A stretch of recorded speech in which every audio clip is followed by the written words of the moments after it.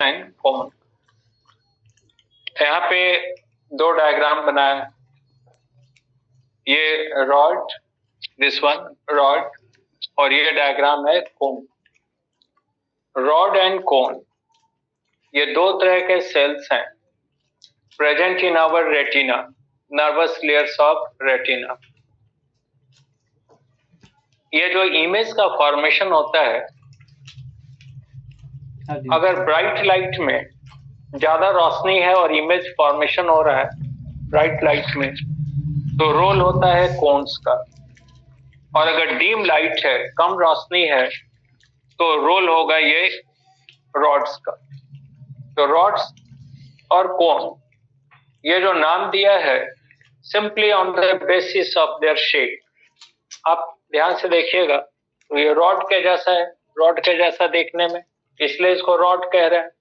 और ये शंकु या कोन के जैसा है, इसलिए नाम दिया है कोन, rod and cone.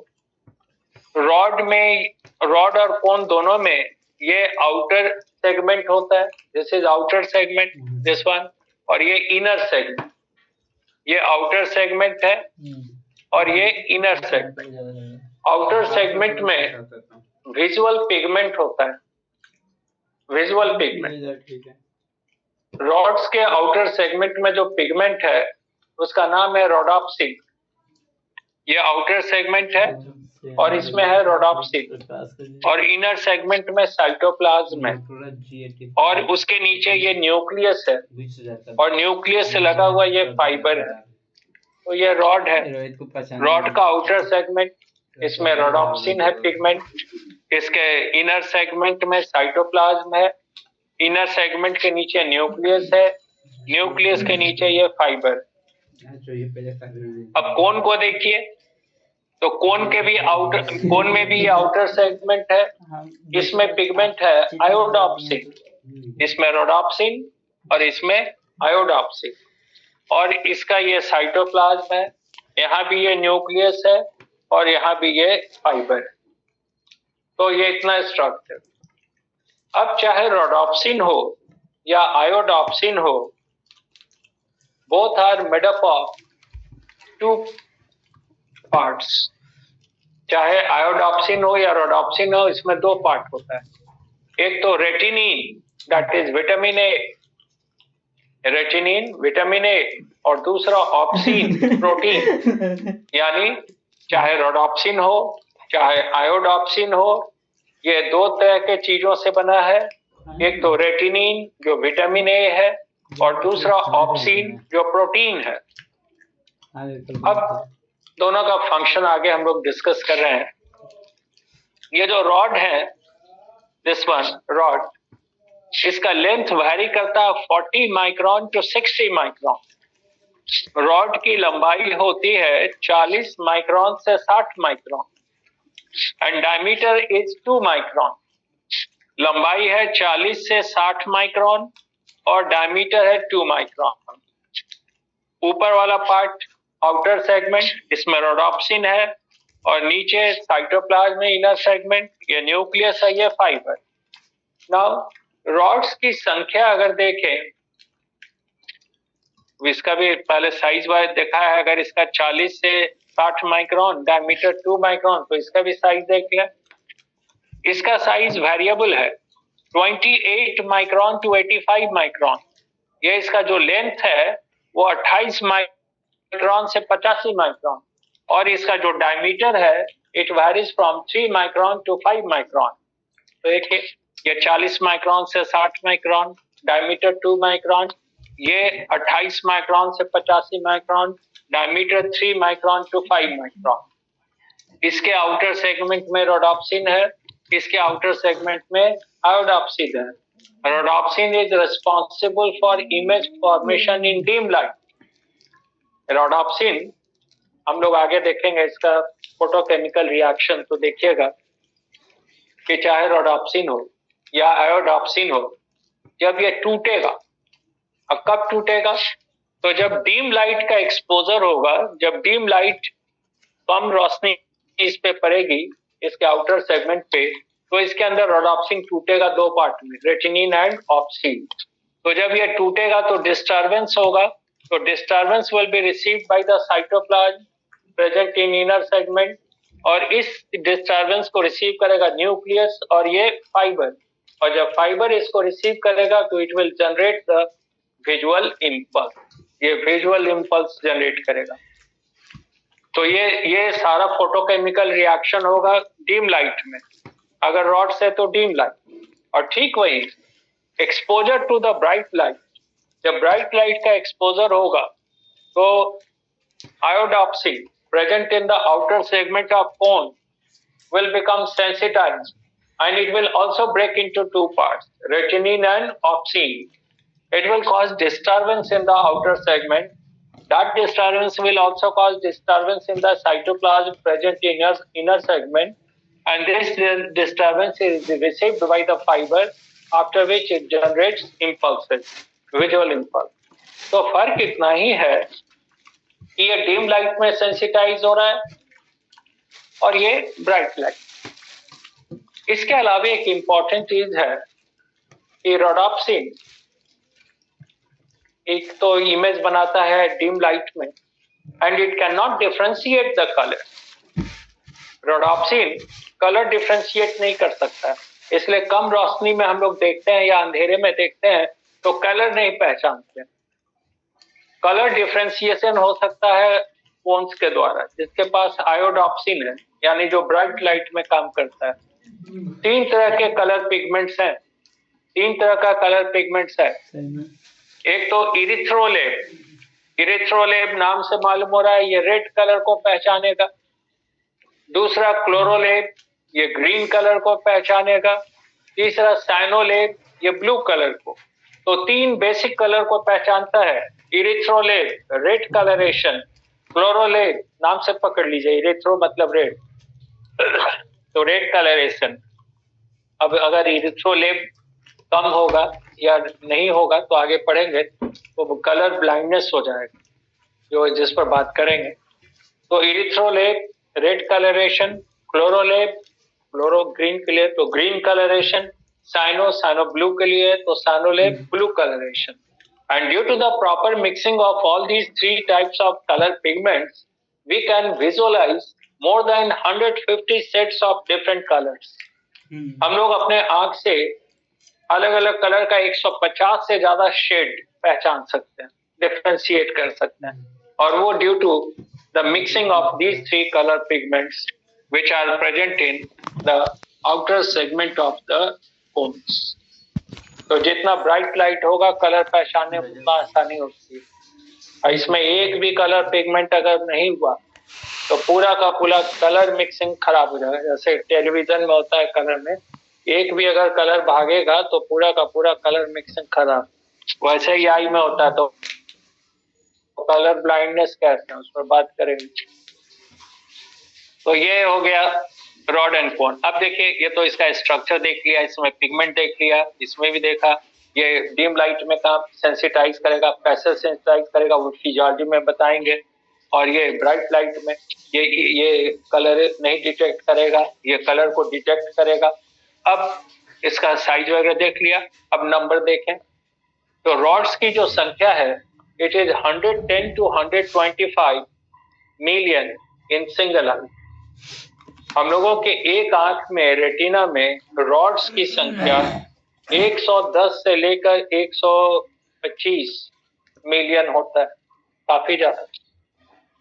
Whereas the number of cones is just 6 to 7 million. Cons की संख्या 6 मिलियन से 7, तो कोन बहुत कम है, रॉड बहुत ज्यादा है। सब फिजियोलॉजी में बात करेंगे, लाइट और डार्क एडेप्टेशन। अब देखिए डिस्ट्रीब्यूशन में अभी बताया था, डिस्ट्रीब्यूशन भी स्पेसिफिक है।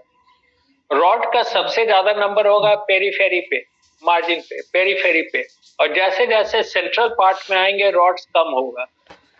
रॉड मिनिमम होता है in the macula लूटिया, yellow spot, और कंप्लीटली एब्सेंट होता है फोबिया सेंट्रालिस। तो आई में आप ऐसे अगर इसको आई बॉल बना दें तो यहाँ मार्जिन पे ज्यादा है, और जैसे जैसे सेंटर की ओर आएंगे कम है।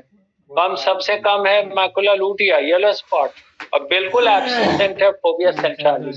तो क्वेश्चन आ जाएगा कि rods are completely absent in, तो आंसर दे दीजिएगा फोबिया सेंट्रालिस, और सबसे ज्यादा होगा तो मार्जिन क्यू। ठीक है, इसका उल्टा है कोन्स का। Maximum number of cones in the fovea centralis, सबसे ज्यादा कोन यही मिलेगा फोबिया सेंट्रालिस, और जैसे जैसे दूर जाएंगे पेरिफेरी की ओर कोन की संख्या कम होती जाएगी। तो देखिए डिस्ट्रीब्यूशन उल्टा है, जस्ट मार्जिन पे रॉड्स ज्यादा है, सेंटर पे कम है, बिल्कुल एब्सेंट है फोबिया सेंट्रालिस। ठीक है, इसका उल्टा कोन सबसे ज्यादा फोबिया सेंट्रालिस, और जैसे जैसे दूर जाएंगे सेंटर से वैसे इसकी संख्या कम होगी।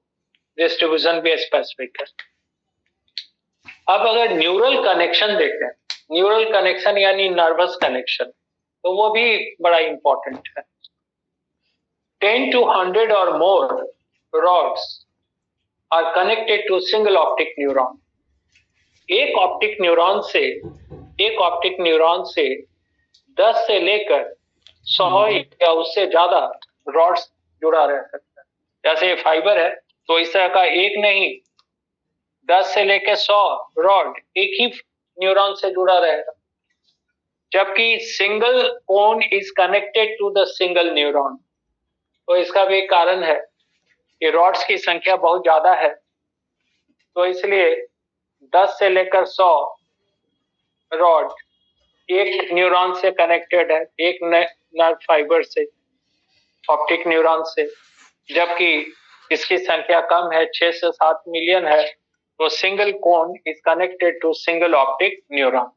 तो ये न्यूरल कनेक्शन भी इंपॉर्टेंट है। तो आपने देखा शेप देखा रॉड लाइक, इसका कोन लाइक, साइज देखा 40 से 60 माइक्रोन, डायमीटर 2 माइक्रोन, इसका लेंथ देखा 28 से 85 माइक्रोन, डायमीटर 3 से 4 माइक्रोन, दोनों में आउटर और इनर सेगमेंट है, दोनों में इनर सेगमेंट में साइटोप्लाज्म है, दोनों के आउटर सेगमेंट में विजुअल पिगमेंट है।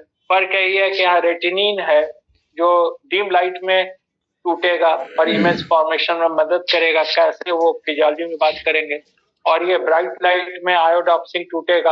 अब आयोडॉप्सिन हो या इरोडॉप्सिन हो, दोनों में एक ही चीज है, रेटिनिन एंड ऑप्सिन। रेटिनिन विटामिन ए है, ऑप्सिन प्रोटीन है। दोनों के बेस पर देखिएगा न्यूक्लियस है, दोनों से लगा हुआ है फाइबर है जो कनेक्टेड होता है नर्व फाइबर ऑप्टिक न्यूरॉन से, वो आगे देखेंगे। और नंबर इसका देख लिया, 110 से 125 मिलियन, इसका 6 से 7 मिलियन। डिस्ट्रीब्यूशन देखा, इसका सबसे ज्यादा है पेरिफेरी और मिनिमम है सेंटर, और कंप्लीटली एब्सेंट फोबिया सेंट्रालिस। ठीक है, इसका उल्टा सबसे ज्यादा फोबिया सेंट्रालिस और मिनिमम एट द मार्जिन। इसमें कलर डिफरेंशिएशन नहीं होता है, इसमें 3 तरह का कलर पिगमेंट है, इरिथ्रोलेप, फ्लोरोलेप, साइनोलेप, तो 3 तरह का कलर डिटेक्ट कर लेता है। कलर ब्लाइंडनेस में जो आप पढ़िएगा, सर पढ़ाएंगे भी जेनेटिक डिसऑर्डर में, तो उसमें females are carriers and sufferers are male. Female colour blind नहीं होती है, they are simply carrier. Colour blind होता है मेल। तो अब उसमें हम लोग डिस्कस करेंगे प्रोटेनोपिया, ड्यूटेरोनोपिया, ट्राइटेनोपिया। प्रोटेनोपिया कहा जाता है रेड कलर ब्लाइंडनेस, ड्यूटेरोनोपिया कहेंगे ग्रीन कलर ब्लाइंडनेस जो सबसे ज्यादा है ह्यूमन पॉपुलेशन में, और ट्राइटेनोपिया ये blue colour blindness, it is rarest of rare, 0.0001% in human population. तो बाद में फिर बात करें। तो ये कलर पिगमेंट को डिटेक्ट कर रहा है, और डिस्ट्रीब्यूशन हो ही गया, न्यूरल कनेक्शन इसमें हो ही गया। 10 से 100 या उससे ज्यादा एक न्यूरॉन से, और ये सिंगल एक न्यूरॉन से। तो ये हो गया, शेप वगैरह सब देख लिया। अब इसमें हम लोग बात कर रहे हैं रेटिनल लेयर्स पे। रेटिनल लेयर्स पे ध्यान दीजिएगा, यहाँ पे ये डायग्राम है, आपके कॉपी में भी बना हुआ है, आपके असाइनमेंट में भी। ये इसके ऊपर मान लीजिए ये कोरवाइड है, फिर उसके नीचे ये सबसे बाहर स्क्लेरोटिक मान लीजिए, फिर ये कोरवाइड है, और कोरवाइड के बाद ये रेटिना, दिस वन, ये रेटिना का pigment epithelium, this is the pigment epithelium of retina. और टिश्यू में बताया भी है, it is the modified simple cuboidal epithelium containing melanin pigment, और इसके अंदर जो मेलानिन पिगमेंट है वो interior of the eye ball, अंदर के हिस्से को आई बॉल को डार्क बना देता है, जिससे इमेज फॉर्मेशन में आसानी होती है।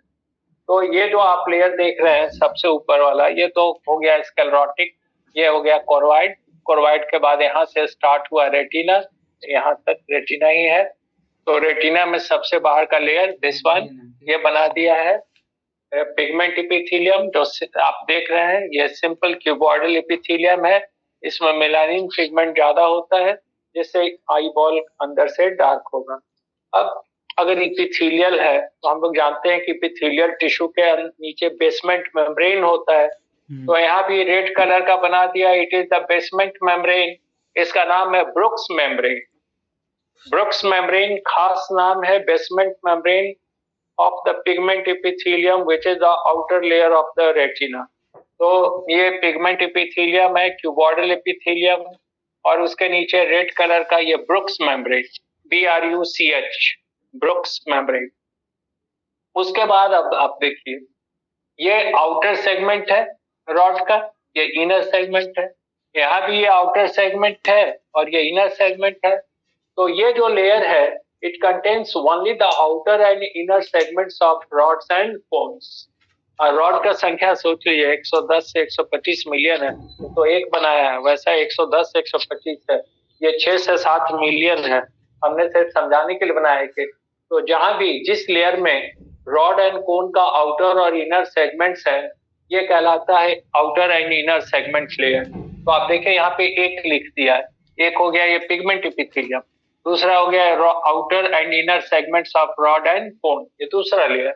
यहाँ ग्रीन कलर का ऐसा लाइन खींच दिया है, इसका ये तीसरा लेयर है, इसका नाम है external limiting membrane. External limiting membrane. तो एक्सटर्नल लिमिटिंग मेम्ब्रेन का काम है कि ये इनर सेगमेंट ऑफ रॉड या फिर इनर सेगमेंट ऑफ कोन वो अलग करता है उसके न्यूक्लियस से। ये न्यूक्लियस है इसका, और न्यूक्लियस और इनर सेगमेंट के बीच आप देखिएगा ये मेम्ब्रेन है, इसका नाम है external limiting membrane. External limiting membrane is present in between the inner segments of rods and cones and their nuclear. तो तीसरा लेयर हो गया एक्सटर्नल लिमिटिंग मेम्ब्रेन। अब ये न्यूक्लियस है, ये रॉड का न्यूक्लियस, ये कोन का न्यूक्लियस, तो इसको कहते हैं external nuclear layer. External nuclear layer, तो ये नंबर 4 हो गया एक्सटर्नल न्यूक्लियर लेयर। अब इसका ये रॉड का फाइबर है दिस वन, ये कोन का फाइबर है, और यहाँ पे बाइपोलर न्यूरॉन है, उसका ये फाइबर, ये बाइपोलर न्यूरॉन, दोनों साइड में आप देखिएगा न्यूरॉन। तो ये बाइपोलर न्यूरॉन का फाइबर है ये भी, और दोनों फाइबर यानी रॉड एंड कोन का फाइबर और बाइपोलर न्यूरॉन का फाइबर जहाँ पे एक दूसरे से जंक्शन बनाता है, that condition is called synapse. Synapse पढ़ेंगे हम लोग नर्वस सिस्टम में, junction between the two neurons. तो ये जो नर्व फाइबर है ये रॉड का है, ये नर्व फाइबर कोन का है, और ये नर्व फाइबर बाइपोलर न्यूरॉन, ये भी बाइपोलर न्यूरॉन। तो बाइपोलर न्यूरॉन और इनका जो फाइबर है जहाँ पे मिलता है, that junction is called the external plexiform layer. Plexus means जाल, साइनेप्स बनाता है, जंक्शन बनाता है जाल नुमा, तो इसका नाम दिया एक्सटर्नल प्लेक्सीफॉर्म लेयर। तो this is external plexiform layer. अब ध्यान दीजिए, ये बाइपोलर न्यूरॉन का न्यूक्लियस है, तो इसका नाम दिया इंटरनल न्यूक्लियर लेयर या इनर न्यूक्लियर लेयर। ये था outer external nuclear layer. External nuclear layer में था रॉड एंड कोन का न्यूक्लियस, और इंटरनल न्यूक्लियर लेयर में है न्यूक्लियस ऑफ बाइपोलर न्यूरॉन, और ये एक दूसरे से कनेक्टेड है बाय दिस सेल, जिसका नाम है एमाक्राइन सेल। क्वेश्चन आपसे नीट में पूछा जा चुका है कि the amacrine cells are present in, और आंसर था रेटिना ऑफ आईज। लेकिन रेटिना में आप देख सकते हैं कहाँ पे है, जैसे ये एक बाइपोलर न्यूरॉन का न्यूक्लियस है, ये दूसरा है, दोनों को जोड़ने वाला ये एमाक्राइन सेल, ये इंटीग्रेशन प्रोवाइड करता है, फिजिकल एंड फिजियोलॉजिकल इंटीग्रेशन। जैसे कोई इमेज यहाँ बनेगा लाइट, तो ये इधर भी पास करेगा, ये यहाँ से आएगा तो इधर भी पास करेगा, दोनों को जोड़ने वाला है। तो एमाक्राइन सेल, ध्यान रखिएगा, amacrine cells in between the nuclei of the bipolar neuron. तो ये छठा लेयर हो गया। अब ये बाइपोलर न्यूरॉन का ये नर्व फाइबर है और यहाँ पे ये गैंग्लिया है। गैंग्लिया कहा जाता है एग्रीगेशन ऑफ साइटोन, तो उसका न्यूरॉन नर्व फाइबर है। तो गैंग्लिया का नर्व फाइबर दिस वन और बाइपोलर न्यूरॉन का नर्व फाइबर ये फिर जंक्शन बनाता है। तो इस जंक्शन को कहते हैं इंटरनल प्लेक्सिफॉर्म लेयर। काहे? क्योंकि ये एक्सटर्नल था, ये एक्सटर्नल था, ये हो गया इंटरनल प्लेक्सिफॉर्म लेयर। जैसे ये आउटर न्यूक्लियर लेयर था तो ये हो गया इनर न्यूक्लियर लेयर, ये आउटर प्लेक्सिफॉर्म तो ये हो गया इनर प्लेक्सिफॉर्म। अब इसके बाद ये सातवां लेयर हो गया।